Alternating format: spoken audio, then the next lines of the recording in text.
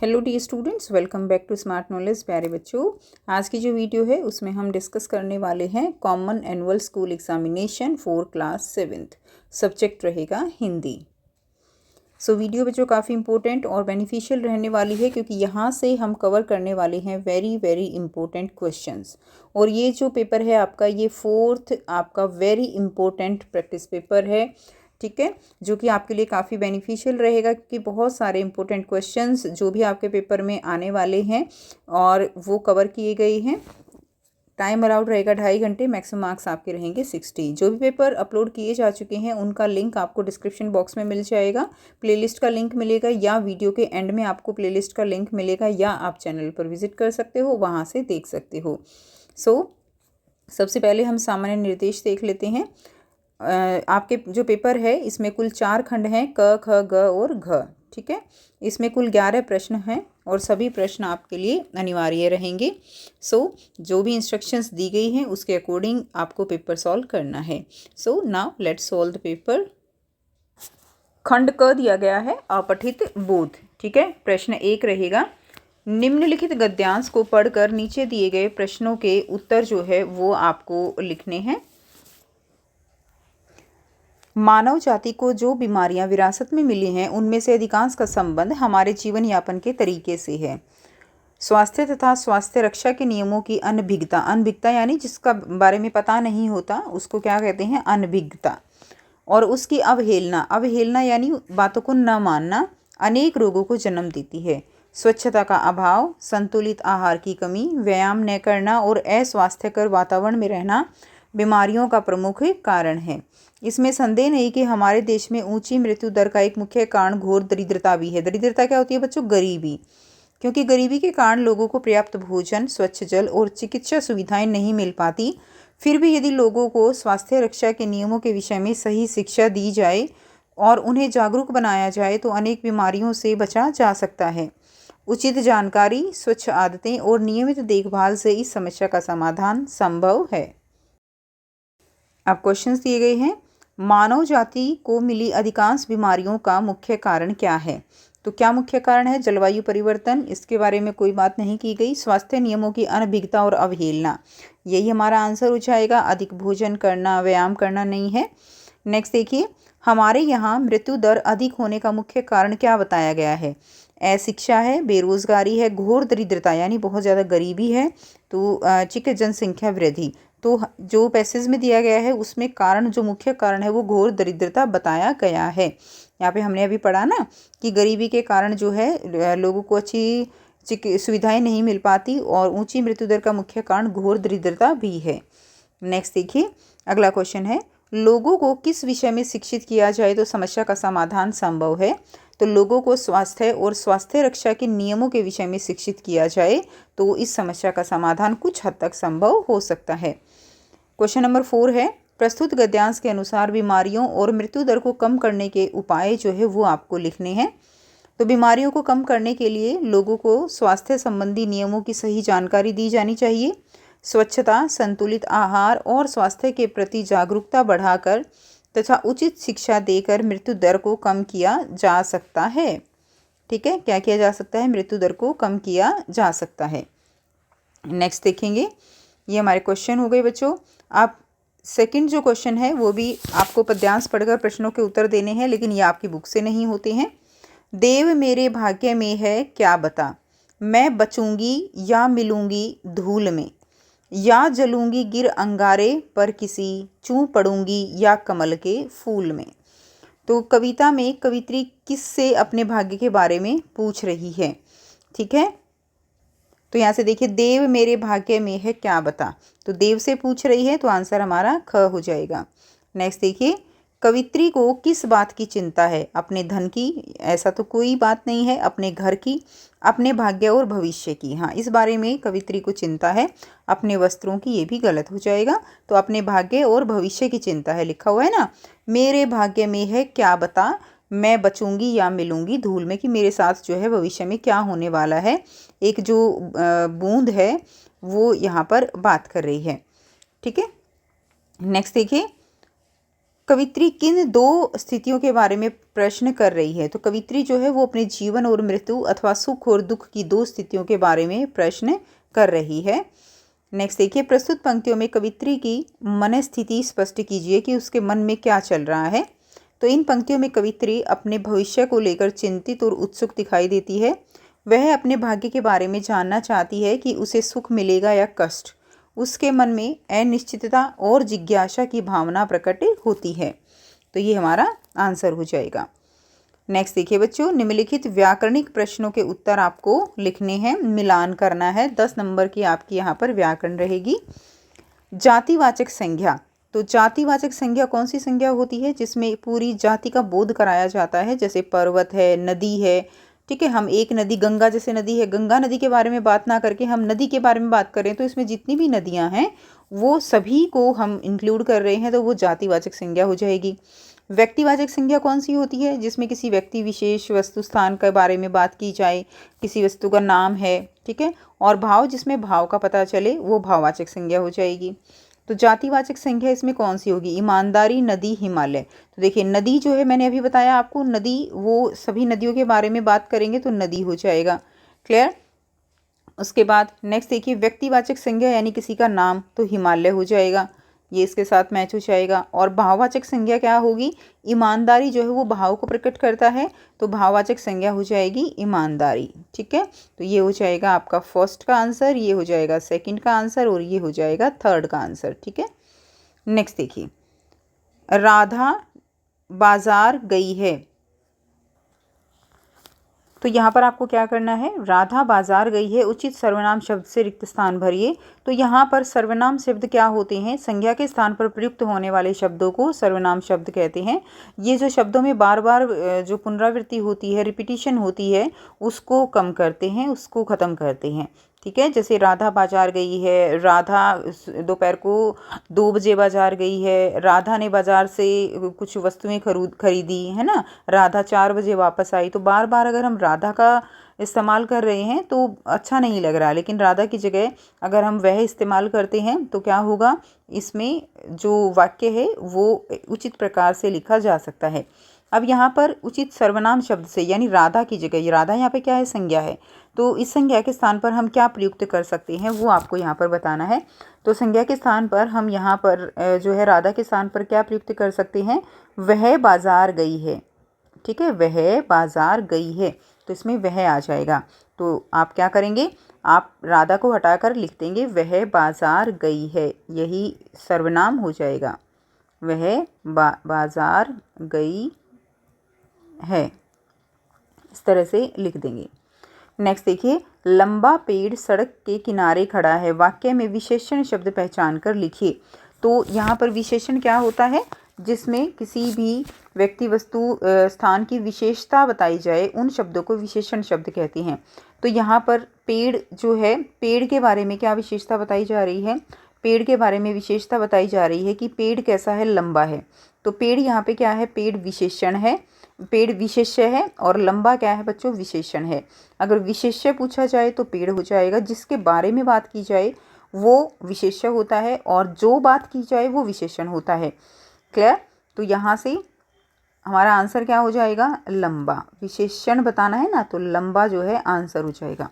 Next देखिए, चंद्रमा शब्द का एक पर्यायवाची जो है वो आपको यहाँ पर लिखना है।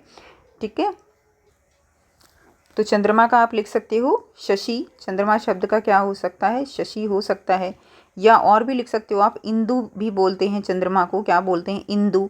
या राकेश भी बोलते हैं, ठीक है, राकेश भी लिख सकते हो। तो ये सभी क्या हो जाएंगे? चंद्रमा के पर्यायवाची शब्द हो जाएंगे। नेक्स्ट देखिए, क्वेश्चन 7 है, जो गाता हो, वाक्यांश के लिए एक शब्द लिखिए। तो जो गाता हो, तो वो कौन कहलाएगा? वो गायक कहलाता है। क्या कहलाता है बच्चों? गायक। नेक्स्ट देखिए, क्वेश्चन नंबर 8 है, नाक कटना मुहावरे का अर्थ लिखिए। तो नाक कटने का मतलब क्या होता है? अपनी इज्जत खत्म हो जाना, नष्ट हो जाना, प्रतिष्ठा नष्ट हो जाना, तो वो होता है नाक कटना, कि तुमने मेरी नाक कटवा दी, यानी इसका मतलब क्या है कि मेरी इज्जत खत्म कर दी, नष्ट कर दी। तो इज्जत नष्ट होना, ये इसका अर्थ हो जाएगा। नेक्स्ट देखिए, मिठास शब्द में प्रत्यय छांट कर लिखिए। तो देखिए बच्चों, प्रत्यय और उपसर्ग, दो चीज़ों को सीखने की ज़रूरत है। एक मूल शब्द होता है, ठीक है, क्या होता है, मूल शब्द। अब मूल शब्द जो होता है उसके पीछे जो जुड़ते हैं उनको बोलते हैं प्रत्यय, और आगे जो जुड़ते हैं उनको बोलते हैं उपसर्ग, ठीक है। और जो मूल शब्द है उसका अर्थ बदल देते हैं, उपसर्ग बोलते हैं उनको। क्लियर। अब देखिए इसमें मिठास शब्द में प्रत्यय छांट कर लिखिए। तो इसमें मिठास शब्द में प्रत्यय लिखना है, तो मूल शब्द क्या हो गया, मीठा। मूल शब्द क्या हो गया, मीठा। और प्रत्यय क्या हो जाएगा, आस जो है इसके अंदर प्रत्यय हो जाएगा। क्लियर। मीठा मूल शब्द हो गया और आस हो गया प्रत्यय। अब बात करते हैं जैसे अनुचित शब्द में उपसर्ग लिखिए। अब अनुचित में उचित जो है इसके अंदर क्या हो जाएगा, मूल शब्द हो जाएगा उचित, और इसके अंदर उपसर्ग लिखना है तो इसके अंदर उपसर्ग यानी आगे जुड़ेगा और वो क्या हो जाएगा, अनु। तो अनुचित, ठीक है, अनु जमा उचित, ये क्या हो जाएगा, उचित मूल शब्द है, तो अनु इसके अंदर उपसर्ग हो जाएगा। तो इस तरह से आपको ध्यान रखना है कि उपसर्ग जो आगे लगेंगे और प्रत्यय जो पीछे लगेंगे। क्लियर। नेक्स्ट देखिए, खंड ग दिया गया है, पाठ्य पुस्तक पर आधारित ये प्रश्न रहेंगे। क्वेश्चन नंबर 4 है जो कि 4 नंबर का है। निम्नलिखित गद्यांश को पढ़कर नीचे दिए गए प्रश्नों के उत्तर आपको लिखने हैं। इस बार जब मैं हिमालय के कंधे पर चढ़ा तो वह कुछ और रूप में सामने थी। मैं हैरान था कि यही दुबली पतली गंगा, यही यमुना, यही सतलुज समतल मैदान में उतरकर विशाल कैसे हो जाती है। इनका उछलना और कूदना, खिलखिलाकर लगातार हंसते जाना, उनकी यह भावभंगी, इनका यह उल्लास कहाँ गायब हो जाता है मैदान में जाकर। किसी लड़की को जब मैं देखता हूँ, किसी कली पर जब मेरा ध्यान अटक जाता है, तब भी मैं इतना कौतूहल और विस्मय नहीं होता जितना कि इन बेटियों की बाल लीला देखकर। तो यहाँ पे आपको अब प्रश्नों के उत्तर दिए गए हैं। आपने अपनी बुक में ये चैप्टर बिल्कुल पढ़ा हुआ है, ठीक है। तो मैं शब्द किसके लिए आया है, तो यहाँ पर मैं शब्द हिमालय के लिए आया है, नदियों के लिए, पहाड़ के लिए, या लेखक के लिए। तो किसने प्रयोग किया है, मैं शब्द लेखक ने अपने लिए प्रयोग किया है। हिमालय के कंधे पर चढ़ने का क्या अर्थ है, तो हिमालय के कंधे पर चढ़ना मतलब हिमालय की चढ़ाई चढ़ने की कोशिश करना, हिमालय की ऊंचाई पर चढ़ना, हिमालय के बीचों बीच जाना, या हिमालय के किनारे जाना। तो हिमालय के कंधे पर चढ़ने का अर्थ है कि लेखक जो है हिमालय की ऊंचाई वाले स्थानों पर गया, तो हिमालय की ऊंचाई पर चढ़ना। नेक्स्ट देखिए, हिमालय की चढ़ाई चढ़कर जब लेखक ने नदियों को देखा तो कैसी लगी। तो उसको नदियाँ कैसी लगी, देखिए यहाँ पे स्टार्टिंग में ही हमने पढ़ा ना कि वो उसके कंधे पर चढ़ा तो वो मैं हैरान था कि यही दुबली पतली गंगा, ठीक है। तो वहाँ पर नदी कैसी लग रही थी, बिल्कुल दुबली पतली लग रही थी, और समतल मैदान में उतरकर विशाल हो जाती है। तो वहाँ पर कैसी लग रही थी, दुबली पतली। उपर्युक्त गद्यांश जो है वो अंश है, तो वो किसका अंश है, ये एक निबंध का अंश है जो कि किससे लिया गया है, हिमालय की बेटियां नामक पाठ से लिया गया है, जो कि एक निबंध है। नेक्स्ट देखिए, गद्य पाठों पर आधारित निम्नलिखित प्रश्नों में से किन्हीं दो के उत्तर आपको लिखने हैं। तो हर एक क्वेश्चन 2 नंबर का रहेगा। पहला क्वेश्चन दिया गया है, मिठाई वाला अलग अलग चीज़ें क्यों बेचता था और वह महीने बाद ही क्यों आता था। तो आंसर क्या रहेगा बच्चों, मिठाई वाला बच्चों की रुचि बनाए रखने के लिए अलग अलग चीज़ें बेचता था, जैसे कभी खिलौने, कभी मिठाई। वह महीने बाद इसलिए आता था ताकि बच्चों में उसके आने की उत्सुकता बनी रहे और उसकी वस्तुओं का महत्व जो है वो कम ना हो। सेकंड देखिए, नाटक में आपको सबसे बुद्धिमान पात्र कौन लगा और क्यों। तो पापा खो गए नाटक में सबसे बुद्धिमान पात्र जो है वो कौआ है। कौआ इसलिए सबसे बुद्धिमान है क्योंकि वह अत्यधिक सतर्क है, ठीक है, सभी घटनाओं की जानकारी रखता है और अपनी सूझबूझ से ही बच्ची को दुष्ट आदमी जो उसे अगवा करने वाला था उससे बचाता है। नेक्स्ट देखिए, थर्ड क्वेश्चन दिया गया है। थर्ड क्वेश्चन रहेगा, सांप्रदायिक सद्भाव में कुंवर सिंह की गहरी आस्था थी, पाठ के आधार पर कथन की पुष्टि कीजिए। उत्तर क्या रहेगा, कुंवर सिंह सभी धर्मों के लोगों को समान मानते थे। उनके साथ हिंदू और मुसलमान मिलकर अंग्रेजों के विरुद्ध लड़े। इससे स्पष्ट होता है कि वे सांप्रदायिक सद्भाव और एकता में विश्वास रखते थे, ठीक है। अगला क्वेश्चन दिया गया है, क्वेश्चन नंबर 6 है, गद्य पाठों पर आधारित निम्नलिखित प्रश्नों में से किन्हीं दो प्रश्नों के उत्तर जो है वो आपको लगभग 30 से 40 शब्दों में लिखने हैं। पहला क्वेश्चन है, लेखक ने नदियों को किसकी बेटियां माना है, उनके स्वभाव या व्यवहार की कौन सी विशेषता उन्हें पुत्री जैसा बनाती है। तो लेखक ने नदियों को हिमालय की बेटियां माना है। वे हिमालय की गोद से निकलकर मैदानों की ओर बहती हैं, जैसे बेटियां अपने पिता के घर से विदा होकर आगे बढ़ती हैं। नदियों का चंचल, चपल, कोमल और स्नेहपूर्ण स्वभाव उन्हें पुत्री जैसा बनाता है। वे कल कल करती हुई इठलाती लहराती आगे बढ़ती हैं। उनका यह चुलबुला और जीवन से भरा व्यवहार उन्हें जीवंत पुत्री के समान प्रतीत कराता है। तो ये आंसर हो जाएगा। अगला क्वेश्चन है क्वेश्चन नंबर 2। रोहिणी को मुरली वाले के स्वर से खिलौने वाले का स्मरण क्यों हो आया? आंसर रहेगा रोहिणी को मुरली वाले की आवाज़ जानी पहचानी लगी। उसे स्मरण हो आया कि खिलौने वाला भी इसी मधुर आवाज़ में गाकर खिलौने बेचा करता था और इसी तरह मुरली वाले की आवाज़ में मधुरता थी। यह भी मधुर आवाज़ में गाकर मुरलियाँ बेच रहा था, इसलिए रोहिणी को मुरली वाले के स्वर से खिलौने वाले का स्मरण हुआ। नेक्स्ट देखिए क्वेश्चन 3 है, हिमालय की यात्रा में लेखक ने किन किन की प्रशंसा की है? तो हिमालय की यात्रा में लेखक ने हिमालय पर्वत की विशालता और भव्यता की प्रशंसा की है। उन्होंने वहाँ की बर्फ से ढकी चोटियों, कल कल करती बहती नदियों, हरे भरे पेड़ों, सुंदर झरनों और शांत वातावरण की सराहना की है।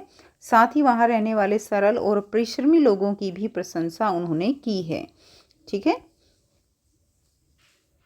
नेक्स्ट देखिए क्वेश्चन 7 है, निम्नलिखित पद्यांश को पढ़कर नीचे दिए गए प्रश्नों के उत्तर आपको लिखने हैं। आकाश का साफा बांधकर सूरज की चिलम खींचता बैठा है पहाड़। घुटनों पर पड़ी है नदी चादर सी, पास ही दहक रही पलास के जंगल की अंगीठी। अंधकार दूर दूर पूरों में सिमटा बैठा है भेड़ों के गल्ले सा। अचानक बोला मोर, जैसे किसी ने आवाज़ दी, सुनते हो। धुआं उठा, सूरज डूबा, अंधेरा छा गया। तो ये कौन सी कविता है? ये कविता है शाम एक किसान, सर्वेश्वर दयाल सक्सेना के द्वारा लिखी गई है बच्चों। तो अब देखिए, शाम एक किसान कविता के रचयिता कौन है? तो कौन है? वो है सर्वेश्वर दयाल सक्सेना।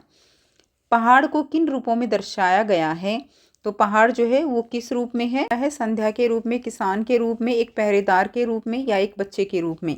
तो पहाड़ को किसान के रूप में दर्शाया गया है। नेक्स्ट देखिए, चिलम के रूप में किसका चित्रण किया गया है? पहाड़ का, पलास का, अंगीठी का या सूर्य का? तो चिलम के रूप में सूर्य का वर्णन किया गया है। शाम के समय जो डूबता हुआ सूरज है वो पहाड़ के सिर पर रखी हुई जलती हुई जो चिलम है उसके रूप में दिखाई दे रहा है। नेक्स्ट देखिए, पहाड़ के चरणों में बहती नदी किस रूप में दिखाई देती है? तो नदी दिखाई दे रही है चादर के रूप में। नेक्स्ट देखिए, प्रश्न 8 है, पद्य पाठों पर आधारित निम्नलिखित प्रश्नों में से किन्हीं 2 प्रश्नों के उत्तर आपको लिखने हैं। पहाड़ के नीचे बहती हुई नदी कैसी लग रही है? तो पहाड़ के नीचे बहती हुई नदी ऐसी लग रही है जैसे पहाड़ ने घुटनों तक किसी चादर को ओढ़ा हुआ हो। सेकंड क्वेश्चन देखिए, भोर और बरखा पाठ के आधार पर जो है सावन की विशेषताएं आपको लिखनी है। तो सावन में चारों ओर हरियाली छा जाती है, पेड़ पौधे, खेत और बगीचे हरे भरे हो उठते हैं, आकाश में काले घने बादल छा जाते हैं और वर्षा की फुहारें पड़ती रहती हैं। थर्ड क्वेश्चन दिया गया है, क्या आपका मित्र सच्चा मित्र है? रहीम द्वारा बताई गई मित्रता की कसौटी के आधार पर उदाहरण देकर लिखिए। तो रहीम के अनुसार सच्चा मित्र वही होता है जो सुख दुख दोनों में साथ दे और कठिन समय में सहायता करे। यदि मेरा मित्र मेरे दुख के समय मेरा साथ देता है, मेरी सहायता करता है और मेरी गलतियों पर मुझे समझाता है, तो वह मेरा क्या है? सच्चा मित्र है। नेक्स्ट देखिए, अगला क्वेश्चन है, पद्य पाठों पर आधारित निम्नलिखित प्रश्नों में से किन्हीं 2 प्रश्नों के उत्तर लगभग 30 से 40 शब्दों में आपको लिखने हैं और हर एक क्वेश्चन आपका यहाँ पर 3 नंबर का होगा। रहीम जी के दोहे के अनुसार सावन के बरसने और गरजने वाले बादलों के विषय में आप क्या कहना चाहेंगे? तो रहीम के दोहे के अनुसार सावन में जो बादल केवल गरजते हैं पर बरसते नहीं, वे थोथे बादल की तरह हैं। रहीम जी कहना चाहते हैं कि केवल दिखावा या बड़ी बड़ी बातें करने से कोई लाभ नहीं होता। जो सच में गुणी और महान होते हैं वे शोर नहीं करते बल्कि चुपचाप अपना कार्य करते हैं। इसलिए मनुष्य को भी व्यर्थ का आडंबर छोड़कर विनम्र और कर्मशील बनना चाहिए। अगला क्वेश्चन है बच्चों सेकंड, शाम के समय कौन किसकी तरह लग रहा है? ये क्वेश्चन बहुत इंपॉर्टेंट है। ठीक है, तो शाम के समय कौन किसकी तरह लग रहा है, इसको अच्छे से कीजिएगा क्योंकि ये MCQs टाइप में भी आ जाता है, गद्यांश में भी आ जाता है। तो शाम के समय पहाड़ किसी बैठे हुए किसान की तरह लग रहा है। ठीक है, पहाड़ किसकी तरह है? किसी बैठे हुए किसान की तरह। उसके बाद नेक्स्ट देखिए, तो पहाड़ हो गया किसी बैठे हुए किसान की तरह, और आसमान उसके सिर पर रखी किसी पगड़ी की तरह। आसमान किसकी तरह है? पगड़ी की तरह लग रहा है। पश्चिमी दिशा में मौजूद सूरज चिलम पर रखी आग की तरह लग रहा है। पहाड़ के नीचे बह रही नदी पहाड़ के घुटनों पर रखी किसी चादर के समान प्रतीत हो रही है। पलास के पेड़ों पर खिले लाल फूल, जो लाल पलास के पेड़ों पर खिले लाल फूल अंगीठी में जलती अंगारों की तरह दिख रहे हैं। ठीक है। पूर्व में फैलता अंधेरा सिमट कर बैठी भेड़ों के झुंड की तरह प्रतीत हो रहा है। अगला प्रश्न दिया गया है, घमंडी की आंख से तिनका निकालने के लिए उसके आसपास के लोगों ने क्या किया? तो देखिए, घमंडी की आंख से तिनका निकालने के लिए उसके आसपास के लोगों ने क्या किया? कविता के अनुसार जब घमंडी व्यक्ति की आंख में तिनका चला गया तो वह बहुत व्याकुल हो उठा, उसकी आंख से पानी बहने लगा और उसे कुछ दिखाई नहीं दे रहा था। तब उसके आसपास के लोगों ने उसे चारों ओर से घेर लिया। किसी ने उसकी पलकें उठाई, किसी ने फूंक मारी और किसी ने सावधानी से तिनका निकालने की कोशिश की। और इस तरह से जो है कवि उसको समझ में आ गया कि जो भी हमसे कमज़ोर है उसको कमतर समझने का परिणाम क्या हो सकता है। खंड घ देखेंगे, रचनात्मक लेखन। किसी एक विषय पर आपको क्या करना है बच्चों? पत्र लिखना है। 5 नंबर का रहेगा। बहुत आसान है। विद्यालय के प्राचार्य को पत्र लिखकर अपनी फीस माफ़ी के लिए प्रार्थना कीजिए, अथवा अपने मित्र को उसके जन्मदिन पर बधाई देते हुए एक पत्र आपको लिखना है। तो पहला हम करेंगे, विद्यालय के प्राचार्य को फीस माफ़ी जो है करने हेतु प्रार्थना पत्र। सेवा में प्रधानाचार्य महोदय, सरस्वती विद्या मंदिर, ठीक है, शिमलगिर। तो आप यहाँ पर अपना स्कूल का नाम, दिल्ली जो है कुछ भी लिख सकते हो, कोई इसमें कोई ऐसा रूल नहीं है कि यही लिखना है, आपको पता ही है। तो देखिए विषय क्या रहेगा? मेन है विषय, फीस माफ़ करने हेतु प्रार्थना पत्र। महोदय, स्वीय निवेदन यह है कि मैं कक्षा 7 का छात्र या छात्रा हूँ। मेरे पिता की आर्थिक स्थिति इस समय बहुत कमज़ोर है। वे एक साधारण मजदूर हैं और परिवार का पालन पोषण कठिनाई से कर पा रहे हैं। हाल ही में वे बीमार भी हो गए, जिससे घर की आय और कम हो गई है। इन परिस्थितियों में मेरे लिए विद्यालय की फ़ीस जमा करना संभव नहीं है। मैं पढ़ाई में मेहनती छात्र या छात्रा हूँ और अच्छे अंक प्राप्त करता या करती हूँ, अतः आपसे विनम्र प्रार्थना है कि मेरी फ़ीस माफ़ करने की कृपा करें। इसलिए मैं आपका सदा आभारी रहूँगा या रहूँगी। धन्यवाद। ठीक है। आपका आज्ञाकारी छात्र या छात्रा, तो आप अपना नाम, कक्षा, दिनांक यहाँ लिख सकते हैं। अगला क्वेश्चन करेंगे, मित्र को जन्मदिन की बधाई देते हुए पत्र। तो देखिए मित्र को कैसे लिखेंगे पत्र? प्रिय मित्र राहुल, सप्रेम नमस्कार। तुम्हें जन्मदिन की हार्दिक शुभकामनाएं। आशा है कि तुम स्वस्थ और प्रसन्न होगे। आज का दिन तुम्हारे जीवन में ढेर सारी खुशियां और सफलताएं लेकर आए। ईश्वर से मेरी यही प्रार्थना है कि तुम जीवन में निरंतर प्रगति करो और अपने माता पिता का नाम रोशन करो। तुम्हारी मेहनत और लगन तुम्हें अवश्य सफलता दिलाएगी। जन्मदिन के इस विशेष अवसर पर मैं तुम्हें ढेर सारा प्यार और शुभकामनाएं भेज रहा हूँ या भेज रही हूँ। आशा है कि तुम्हारा यह वर्ष खुशियों और उपलब्धियों भरा होगा। तुम्हारा सच्चा मित्र अमित। दिनांक आ जाएगा रोहित। ठीक है। नेक्स्ट देखिए, निम्नलिखित में से किसी एक विषय पर आपको क्या करना है बच्चों? अनुच्छेद लिखना है। विषय क्या क्या दिए गए हैं? डिजिटल शिक्षा और तकनीक का महत्व, या प्लास्टिक का महत्व और उपयोग, या स्वच्छ भारत अभियान। तो डिजिटल शिक्षा और तकनीक का महत्व क्या रहेगा? आज के समय में डिजिटल शिक्षा और तकनीक बच्चों और युवाओं के जीवन में अत्यंत महत्वपूर्ण भूमिका निभाती है। ठीक है। इंटरनेट है, कंप्यूटर है और मोबाइल के माध्यम से विद्यार्थी किसी भी विषय की जानकारी तुरंत प्राप्त कर सकते हैं। ऑनलाइन क्लासेस, शैक्षिक ऐप्स जो होती हैं, वीडियो लेक्चर से पढ़ाई रोचक और आसान हो गई है। डिजिटल शिक्षा से विद्यार्थी आत्मनिर्भर बनते हैं, समय की बचत करते हैं और नई तकनीकों को सीखते हैं। इसके साथ ही ई लर्निंग से ग्रामीण और दूर दराज के क्षेत्रों में भी शिक्षा पहुंचती है। तकनीक का सही और संतुलित उपयोग जीवन में ज्ञान और कौशल बढ़ाने में मदद करता है। ख देखिए, प्लास्टिक का महत्व और उसका उपयोग। तो प्लास्टिक जो है आज के समय में हमारी ज़िंदगी का अहम हिस्सा बन चुका है। यह हल्का, मजबूत और सस्ता होता है। पैकेजिंग, बोतल, बैग, खिलौने, घरेलू सामान बनाने में प्लास्टिक का व्यापक उपयोग होता है। इसकी वजह से चीज़ें सुरक्षित और टिकाऊ रहती हैं। प्लास्टिक का इस्तेमाल उद्योग, स्वास्थ्य और शिक्षा में भी किया जाता है। हालांकि प्लास्टिक के अत्यधिक उपयोग से प्रदूषण बढ़ता है, इसलिए इसका सही और सीमित उपयोग करना आवश्यक है। पुनः प्रयोग और रिसाइकलिंग से इसके फायदे जो है बनाए जा सकते हैं। और पर्यावरण की रक्षा भी होती है। इसके अलावा आप और जो इसमें ऐड करना चाहो वो ऐड कर सकते हो। आपको और कोई जानकारी हो वो ऐड कर सकते हो बच्चों। ये केवल एक हिंट दिया गया है कि आप किस तरह से इसको लिख सकते हो, बाकी तो आप खुद से लिखेंगे। नेक्स्ट दिया गया है स्वच्छ भारत अभियान। तो स्वच्छ भारत अभियान हमारे देश की सफाई और स्वास्थ्य सुधार के लिए एक महत्वपूर्ण कदम है। इसके अंतर्गत नगर, गांव और घरों में साफ सफाई का विशेष ध्यान रखा जाता है। कचरा फेंकने की सही विधि, शौचालयों का प्रयोग, गंदगी से साफ होने वाली बीमारियों से बचाव इस अभियान का हिस्सा है। बच्चों को भी ये सिखाया जाता है कि गंदगी फैलाने से रोकें और पर्यावरण की रक्षा करें। यदि हम सभी मिलकर स्वच्छता बनाए रखें तो हमारा देश सुंदर और स्वस्थ बन सकता है। तो ये थे अनुच्छेद। आई होप आपको सारे क्वेश्चंस क्लियर हैं। अगर आपको कोई भी डाउट लगता है तो कमेंट सेक्शन में कमेंट करके पूछ सकते हो। अगर वीडियो अच्छी लगी बच्चों तो एक छोटा सा लाइक ज़रूर कीजिए, शेयर कीजिए और चैनल को कीजिए सब्सक्राइब इसी तरह की और इम्पोर्टेंट पेपर के लिए, इम्पोर्टेंट क्वेश्चंस के लिए, ठीक है, इम्पोर्टेंट कंटेंट के लिए। सो मिलते हैं आपसे नेक्स्ट वीडियो में। Till then take care, bye bye and best of luck for your exam.